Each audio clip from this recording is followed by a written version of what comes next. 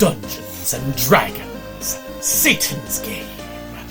These are the experiences of two individuals as we fight our way through various evil and blood-soaked horrors known as D&D. Look and weep at the evil that awaits us. Will we survive the horrors? I hope so. Spoiler warning for those of you who dare to set foot. You will be spoiled. Oh, yes. But we'll see you at the D&D game. Greetings and welcome to another episode of Tabletop Horror. This is SeptumSin. I'm here with Kotobuki Jake. Hi. And we're bringing you yet another brilliant film. See? And if you do drugs, you go to hell before you die. Please. But, you know, we're moving out of the slight satanic panic era, I believe. Finally, after we finish this film. Today we're actually talking about the 2003 film Eternal Blood or Sangitanal, which is a Chilean film about Vampire the Masquerade. So let's talk a little bit about the physical release that I have here, which is theoretically available for purchase. Yeah. It includes English dub, which is very off from the lip sync. English subtitles, which is somehow very off from the lip sync. Yes, very much so. I deride your truth-handling abilities. Not the actual Spanish itself, but the subtitles are. Behind the scenes, making of Eternal Blood, without subtitles or English, so know your Spanish. Alternate endings, which we will talk a little bit about at the end of this. Music videos, and they were pretty cool. I liked some of those. Fangoria section, and that was basically a full-on article. We read it like a couple of weeks ago, and I forgot most of it. This one does. Trailers. So, let's talk about the background. There's not much I was able to look up about this one in particular, other than there was one link to this and a possible version of the Satanic Panic in Chile, but it's not 100% certain. I think that the people who were in this were way into vampires anyway, so I'm thinking that, and the more I've looked at this and the more I look at the alternate endings, the more I think that this is far less of a Satanic Panic movie than I originally thought. So let's talk about what this is about. It's about a bunch of people who like to play Vampire the Masquerade. You know, a bunch of students. They decide to hook up with this new girl, and they find out that their drug dealer, well, there's a new drug dealer in town. And he's throwing parties at this abandoned mansion. But what they don't know is that these are real vampires. Or are they? Sorry, that just, I don't know. So, let's just go into this a little bit. To me, the plot was, I mean, it was interesting. I feel like it would have been served better if the subtitles were actually timed with the voices. And I also did watch it with the dub track one time before, and I fell asleep multiple times because I was bored. So I'm not sure that did it any favors. Anyone know the effects? It did not work, and the United States sank deeper into the Great Depression. Today, we have a similar debate over this. Anyone know what this is, class? Anyone? But I did not fall asleep this last time, even though we split it into two viewings. So I had a good idea as to what was going on. And I thought it was a pretty straightforward plot. But what do you think of the plot, the writing? Sure. It honestly, it was alright. You know? Truly, you have a dizzying intellect. Wait till I get going! Where was I? Well, one of the things that we did see were some alternate endings. Now, there are spoilers, which we always talk about in the opening.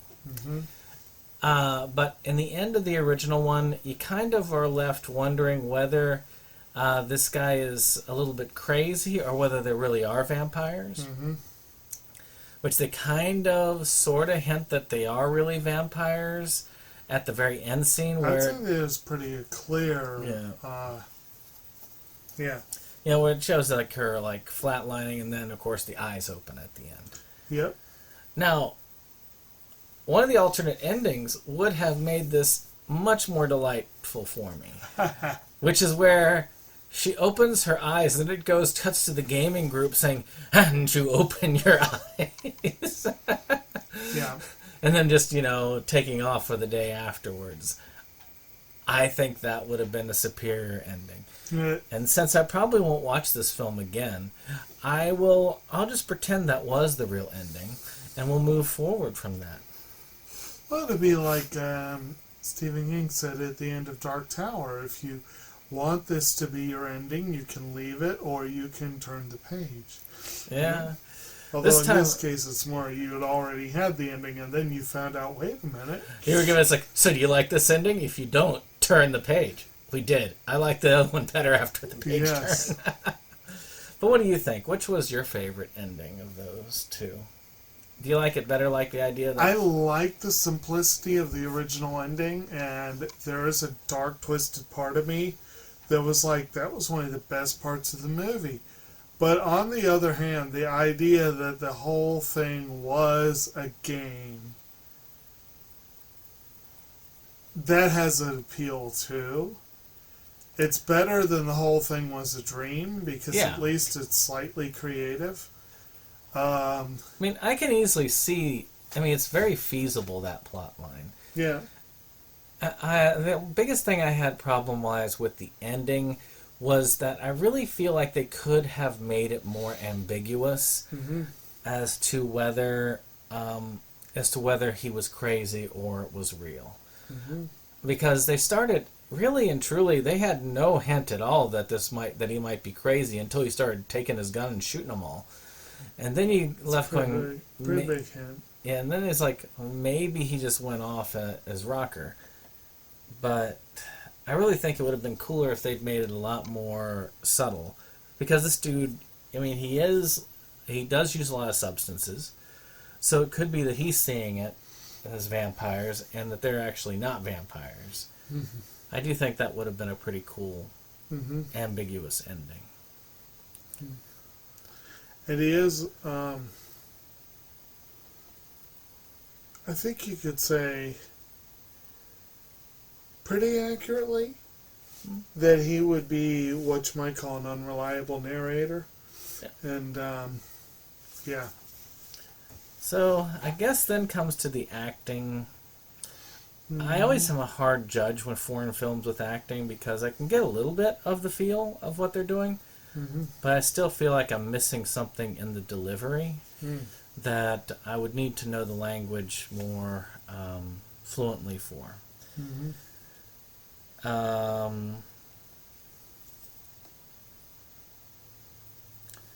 So I just don't know. Maybe.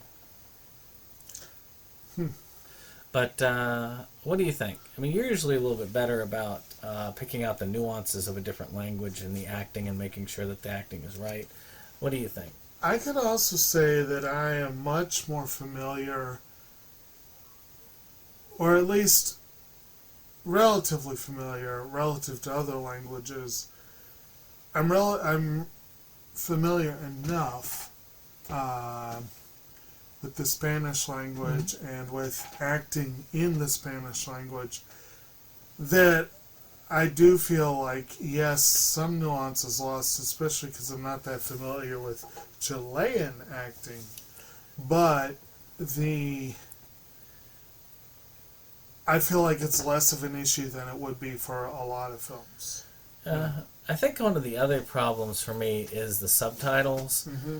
In a regular subtitled movie, I still have my eyes split, but in this one I felt like I was even more split to where you were. my concentration was much more on the subtitles than it was on what was going on on the screen. Meterse bien en la historia y asumir bien tu rol. El resto depende de cómo el máster determina la sesión. El máster. El máster, And there is some truth to that, I'll admit. Like, when we were putting on the bonus features, they had no subtitles, and we couldn't really follow along too closely. But part of that also is that, frankly, they just weren't that interesting. They didn't really capture the viewpoint. I'm just wondering, what's the point? Which, making of, and those kind of videos oftentimes can be a little on the dry side. Yeah. And so generally a narrative film like this, you'll get more out of it in the middle. But I do agree that, like, when you have subtitles, you're inclined to lean on them. And when they're out of sync, especially if they're as out of sync as these were, it really does wreck your focus on what's actually being said. Yeah, so I would say it's a safe bet that we did not get the full viewing experience for this one, even as relative non-Spanish speakers. Like, yeah, even if the syncing had been better with the subs, I think we both probably would have gotten more out of the dialogue and whatnot. That was helped a little bit by having the English dub, even though it was still a little bit delayed. But at least I was looking at the characters while they were delivering the lines. You drank alcohol? How could you just go out and do that to yourself? What else did you do? Answer me! Tell me what you were thinking! I've had it with you.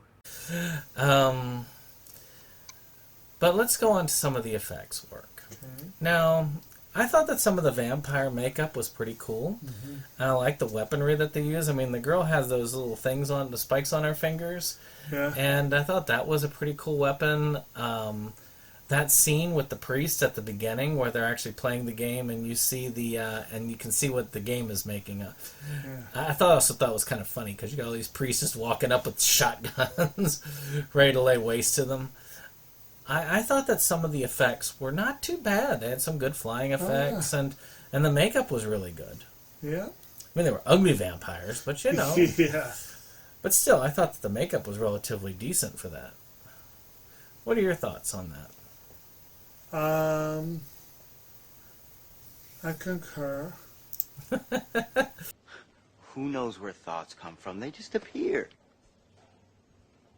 Mm-hmm. Yeah, I will say that the hair and makeup generally was pretty solid in this one. And you have to feel kind of bad for the as far as the production. You know, it's lost. Sounds like you're lost in the production too. Oh, a little bit, yeah.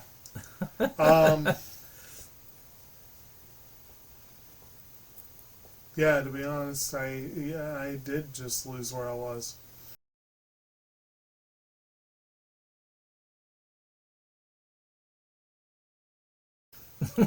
Weird how that happens. Not hard in this movie. Yeah, but I mean, overall, the production was fairly decent, I guess, for what they were doing. I actually thought the production was probably the best part of the film. Yeah. I mean, yeah, the makeup of the vampires, like you said, they were ugly as sin, but the makeup job was effective. And people watching this at home will get to see some of the scenes, which is kind of cool. I mean, it was very dark in some scenes, which didn't help with the visuals. Yeah, the cinematography was not this film's strong suit. And the editing wasn't all that either, but still. Yeah. I mean, it held together. I knew what it was doing. I mean, we're not talking skullduggery here, which I've got to say is the worst editing I've seen so far out of our journey. Oh, good Lord.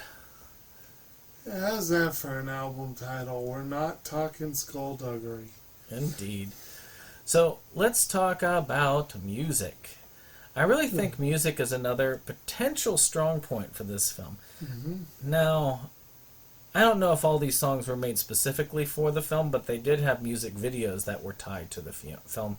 And they were Chilean music videos, and they're all goth metal music. Yeah, more or less. A couple of them had more of a... Oh, what's the word I'm looking for? I want to say ranchero, but would that be the right term? Like almost a ranchero vibe? But yeah, a couple of them were definitely more goth or,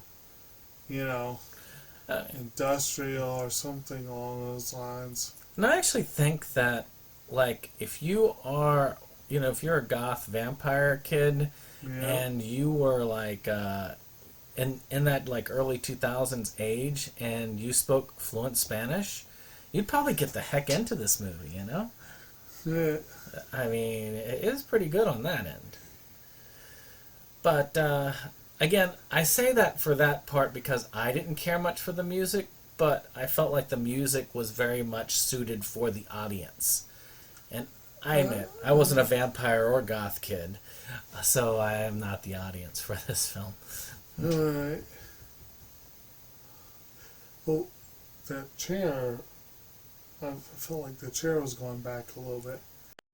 These are the kind of thoughts that kept me out of the really good schools. That's good. Woke you up. The target audience. What do you think? I think the target audience is goth kids. Yeah, especially probably. After seeing the alternate ending, it tells me that the aim of this film was not to shame like Mazes and Monsters and maybe Skullduggery. But to play to those. I really feel like the people who did this movie actually were into vampires, into the game, and kind of fulfilled kind of a fantasy setting in a way. It's kind of their own little lost boys, I would say. I could see that. Some people might think it's kind of blasphemous to do that without certain folks or certain plot elements or whatever, but whatever. So while you're still conscious with us, why don't you give your final thoughts on this, and I'll give mine, then we'll get to the ratings. So you go first. Okay. Final thoughts. Yeah. Just basically summarize your thought and opinion about this film.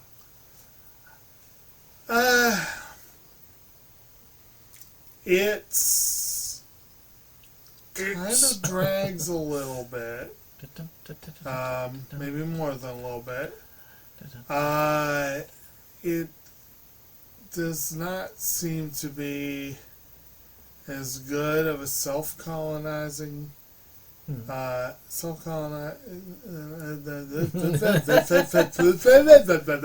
was very much that. It was very much that. I don't know where that came from. Don't know where with all it's going. But anyway, overall, I would say the music was decent. I would say the production overall was decent, even if the camera work kind of sucked a little bit. And the acting was a mixed bag, but it was mostly effective. I would say the movie overall is kind of a mixed bag, but mostly effective. Yeah. It is interesting to know for sure, because I I won't swear to it, it's not happened, but I can now definitely say I saw a Chilean film, and a Spanish language Chilean film at that.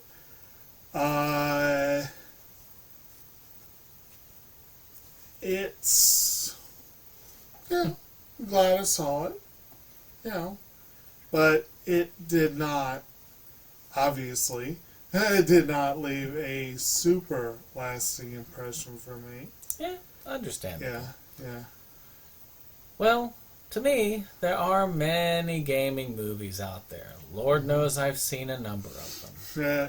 And I'll admit, this kind of romp that we've been doing for these first 4 episodes has taken us to various places.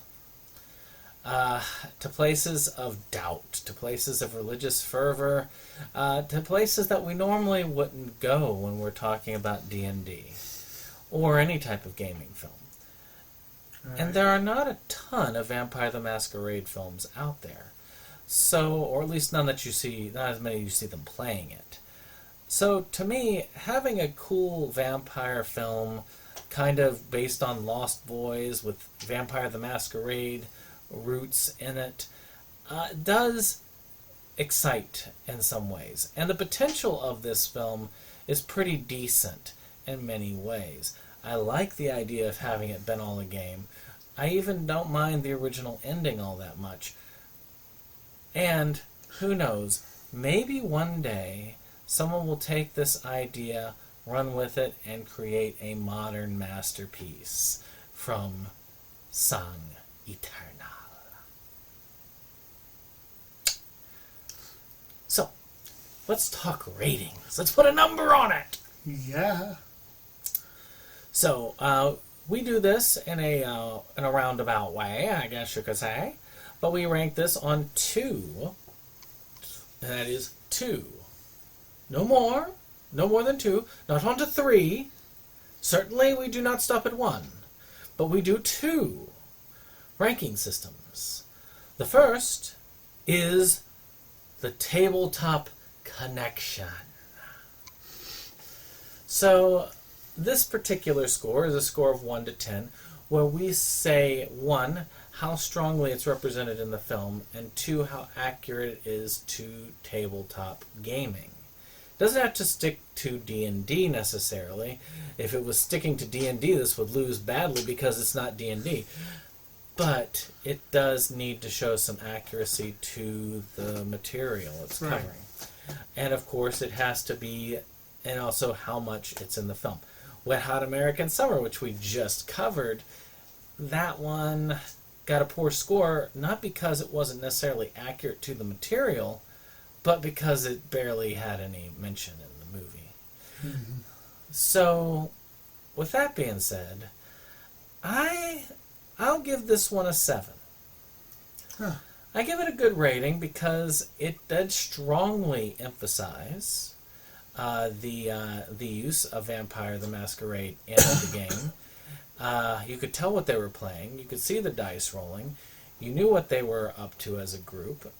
The other girl was introduced because of that. But it can't be stronger than a 7 for me because it wasn't all about that. Now, had they gone with that other ending, I might have given it a higher rating than that. Or I would have said it was a strong 7. This one's kind of a weak 7. So, with that being said, 7 is the number I go with. So what do you say? For the D&D or gaming connection? Yeah, tabletop connection.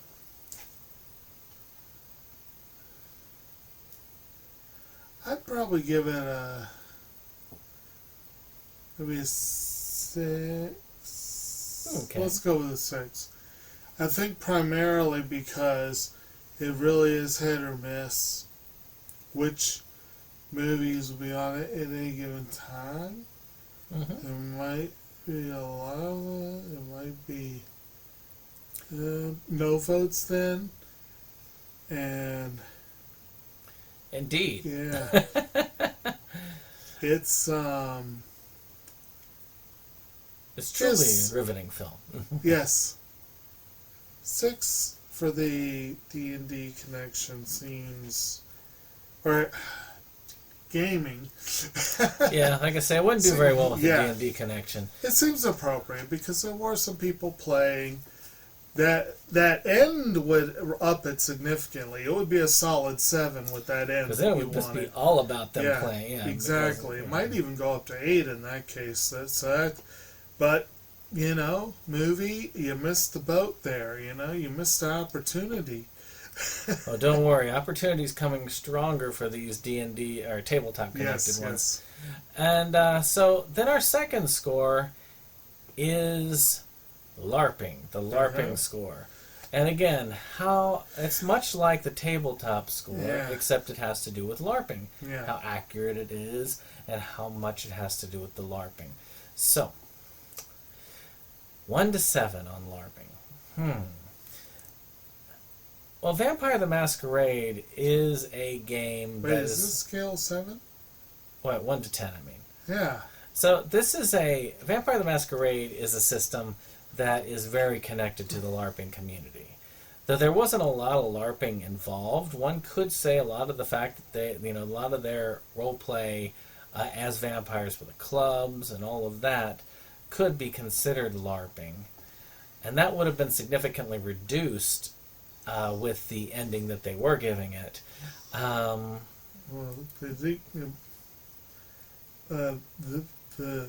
Exactly.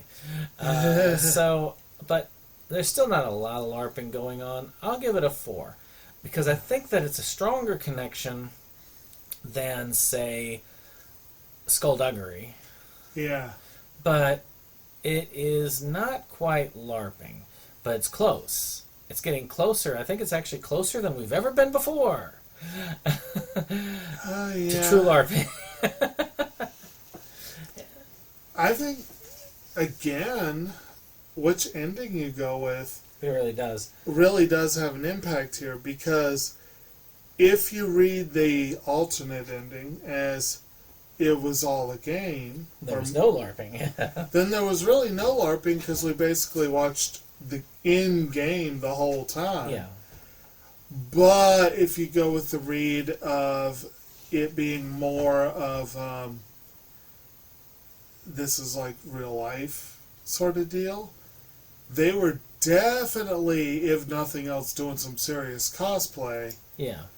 And some of that could definitely be said to be in service of the game. So, that's a tricky score. It is. I'm going to say maybe the regular version, the non killy die. Well, the non the actual killy die version. Let's put it that way. The actual ending. That one, we might get. I don't know if I can fully go all the way into the plus side, but it's definitely a 5 in that instance. Okay. And maybe a 6, but I think 5. But again, if we look at that alternate ending, it pretty much drops down to like a 1. It's So I'll split the difference and say maybe a weak 5. All right. Yeah. So as we do this, of course, we do add up the scores, and we do round down for... No, was it up? I think we rounded up. Were we? We round up if it's a point. If it's a 0.5 on our individual scores, Right. and we round down once we added some together. think so, yeah. So the final tabletop score is a 6 because you gave it a 6, I gave it a 7. The final LARPing score is a 4 because I gave it a 4, you gave it a 5. Okay. So we have a 6 for role-playing and a 4 for LARPing. Okay. Well, I hope you've enjoyed this exciting movie, because next time we're really getting into the good stuff. And I have a feeling... I think we're going to definitely have a stronger tabletop connection next time. I think so. So, with that being said, we'll see you on the next time. Bye-bye. Bye.